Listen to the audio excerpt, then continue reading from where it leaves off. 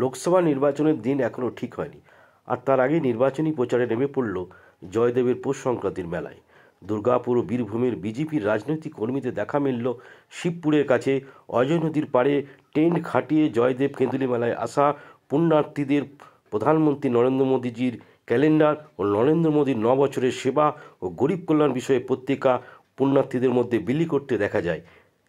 এক বিজেপি নেতা অভিনব ব্যানার্জি ও দেবদাস ঘোষ জানান, আমরা মোদীজির জনকল্যাণ কাজ ও আগামী দিনে মোদীজি মানুষের সেবায় কী কী করতে চলেছে তা আমরা সেবা, সুশাসন ও গরিব কল্যাণ বইয়ে তুলে ধরেছি এবং সেটা আমরা মানুষকে তুলে ধরছি। এক কথায় কেন্দুলি জয়দেব মেলায় বিজেপির আসন্ন লোকসভা প্রচারে কতটা এগিয়ে নিয়ে যাবে সেটাই এখন দেখার। কি করা হলো? আমাদের ভারতীয় জনতা পার্টির তরফ থেকে অজয় নদীর ধারে এখানে একটা ক্যাম্প করা হয়েছে।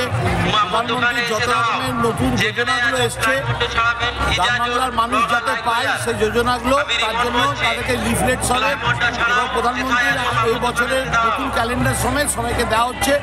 এবং যত এখানে গ্রামের চাষি বন্ধুরা আছে, সাধারণ লোক আছে, তারা যাতে স্কিমগুলো অ্যাভেল করতে পারে, বিভিন্ন রকম স্কিম, সেগুলোই মানুষকে অ্যাওয়ার করা হচ্ছে এই ক্যাম্প থেকে।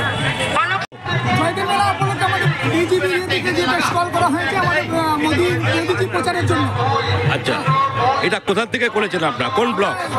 বোলপুর বিধানসভা, বোলপুর বিধানসভার এক আমাদের মন্ডল জয়দেবের। আমরা তো কি কি দেওয়া হচ্ছে এখানে? বই বিতরণ করা হচ্ছে, মোদী প্রচারের যে সব বই কত হচ্ছে সেগুলো সব দেওয়া হচ্ছে, ক্যালেন্ডার দেওয়া হচ্ছে। বর্ধমান জেলার অনেক তারা এসেছে, কার্যকর্তা এসেছেন। তো কত এখনো পর্যন্ত কতজনকে দিয়েছেন? কাল থেকে 150-র উপর, কাল থেকে ওইটা চালু হয়েছে।